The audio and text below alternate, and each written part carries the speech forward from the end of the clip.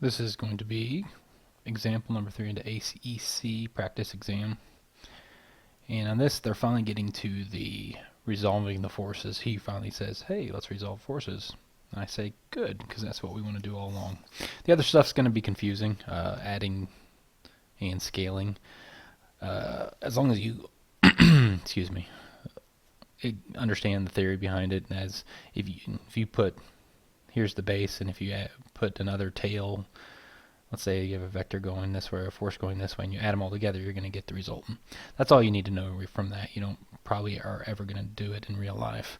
So we break it down to the resultants, and they say, hey, resolve this force, this 1,300 pound force acting at 23 degrees to the horizontal.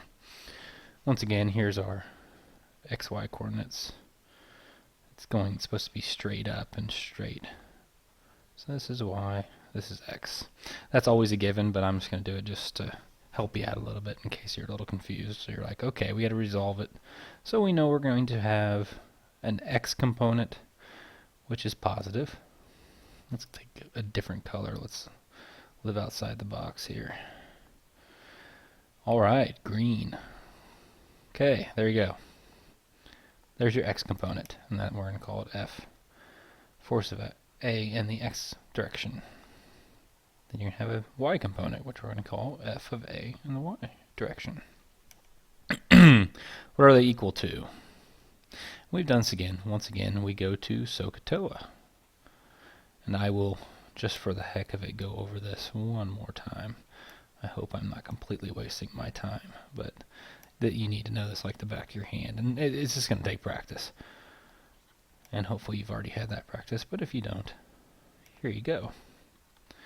Sine, so opposite. And I have to do this sometimes because I'm an idiot and I don't always know it off the top of my head. Opposite over adjacent. And that's what SOHCAHTOA means. Alright, so you ask yourself, what do we want? We have this angle and we want to find this or this. We have to figure out one of them. Okay, well, you have an angle, and this would be the opposite, so that would be sine. Let's go over here. So we'll use sine. And you have sine of 23, your angle.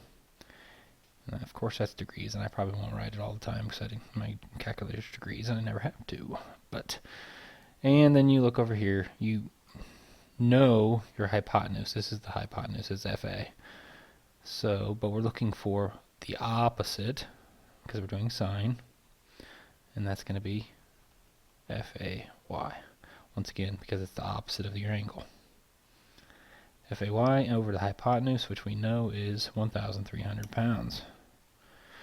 Okay, once again, I'm going over this because I think it's needed to know, but to get rid of this and put this over there, when you're solving an algebra, you always want to get the thing you're solving for on one side and everything else you know on the other side.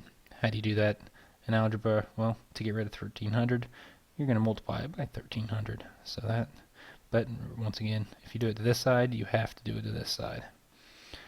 So let's write it right here, 1,300 times. All right, these cancel out. So you're left with F A Y, and let's write it over here. Tell you what. FAY equals 1,300 pounds sine 23.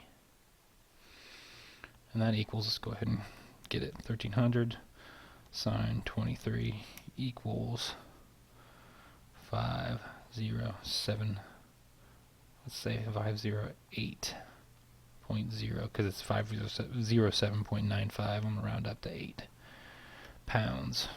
Now we're going to go FAX.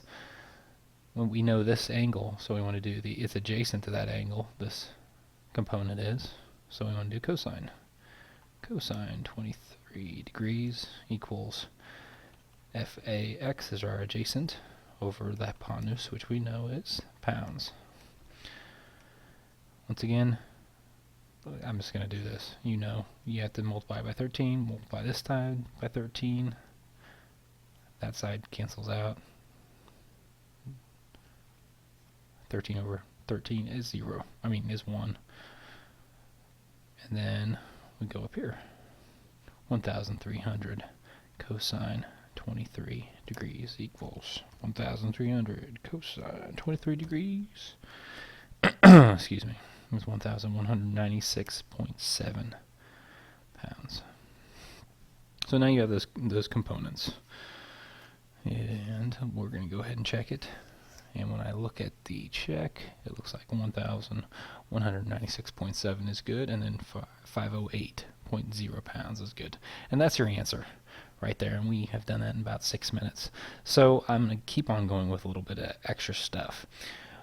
What other things do we know about that? We can check it a few different ways. Well, we could say, okay, well, you know what? Do we have this right? Let's take a look at these, and let's see if we get from these, can we get, let's say that. And as we know, to do that, you can, just to check it, you can do the Pythagorean theorem, which is that times the component f(x) squared, that's an x, plus f(a) y squared, which equals, what did we have?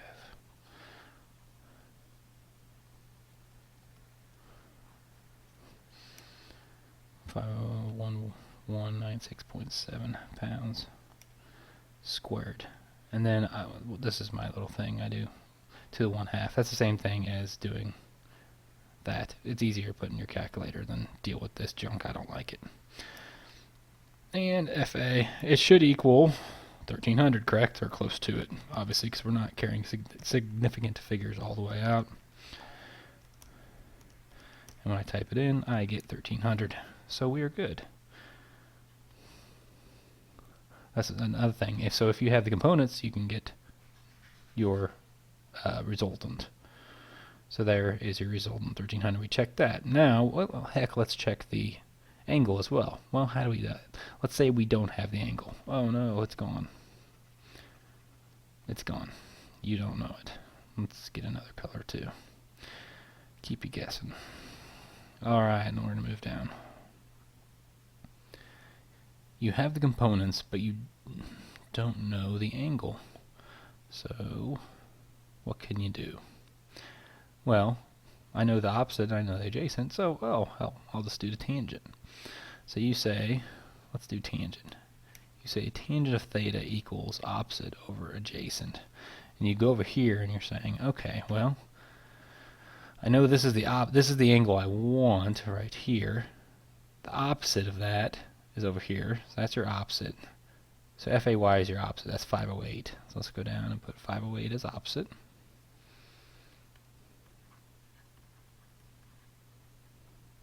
So your adjacent must be your other, which we know is right there as well, is 1196.7 pounds. Well, tan of theta equals, I don't know how to do this.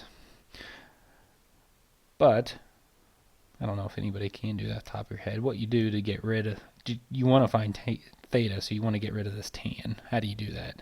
You actually inverse tangent. The inverse tangent of that is theta.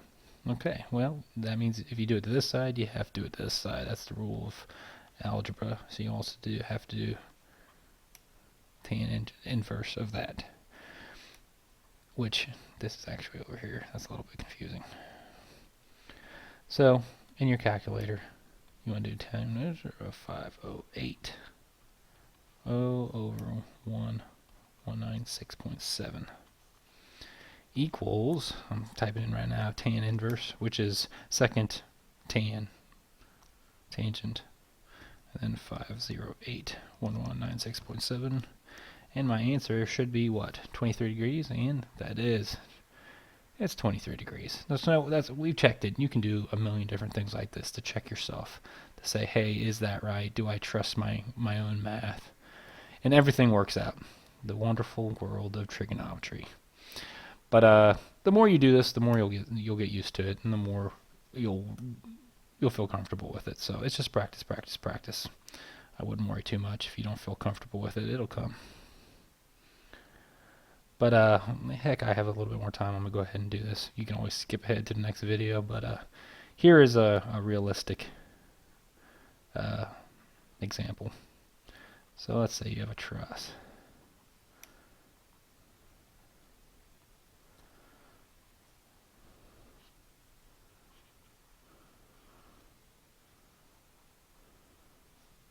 This is a terrible drawing.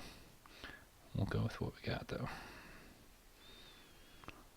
Alright, there's your truss, and these are all supposed to be perfect triangles. But obviously my picture is not perfect. And in a truss, you assume that everything is loaded through these points. You don't want to load on those if you can, so everything is going to come and try to load through these points. Obviously there's dead load on these, but it's something you just try to ignore, and you'll end up loading them through here. You just assume, okay, it's fine, but once it gets to these points, you load at the joints, and only at the joints, and then you assume that everything is in either complete tension or complete compression. You don't make it like there's no bending in any of these members. So anyways, you'll have these, and of course you'll have an abutment, so you'll have a reaction right here, and you'll have a reaction right here. And to make it simple, you want to, and I probably haven't gone over this yet, but I will, you want to have it be a, shoot, what do you call that? You want to call it a determinant, which if this is 1, 2, 3 reactions for essentially one giant member, which we'll go over in determinacy later. But for right now, this is how we have. This is called a free body diagram. So in real life, there's a piece of concrete right here that's not allowing it to go down. So you have reaction going up. Over here you have the same thing, but you also you may have a pin over here, which won't let it go down or won't let it go to size, but it'll still rotate if you want. And what you'll have, so if you look right here, you'll have this. There's your point. Here's that member coming out, and here's this member coming out, and then here's your reaction. So this will either be in tension or compression, and this will either be in tension or compression. And what you end up doing is you say, oh, okay, you'll do a free body diagram of this. You know the exact loading on this structure. You do the free body diagram, you'll be able to get the reaction. So let's say this is, okay, it's 100 kips, which is 1,000 pounds. So 100,000 pounds.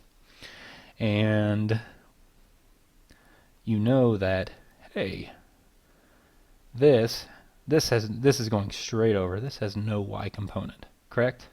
So you're like, oh, well, that's cool. So this, since it's in equilibrium, because we don't want our truss moving on us, we know that, let's call this, usually what I do is I call this joint A, this will be joint B, C, panel D, whatever you want to call it, and so on, blah, blah, blah. So you look at this, this will be force AB is what I call it.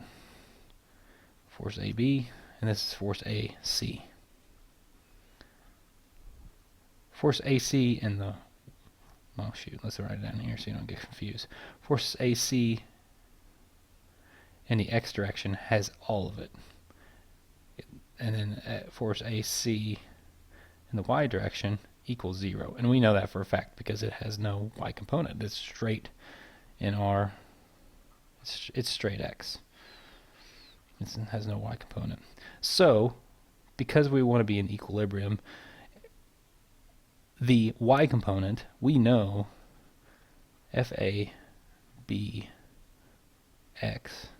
FABY. We know that FABY has to equal 100. And we know it has to be equal 100 kips because there's no other Y component to resist it. So this is your FABY equals 100 kips. And this is actually in compression because it goes down, because it has to be like that. If you don't 100% understand that, don't worry, it'll come, and we'll do some more stuff in the future.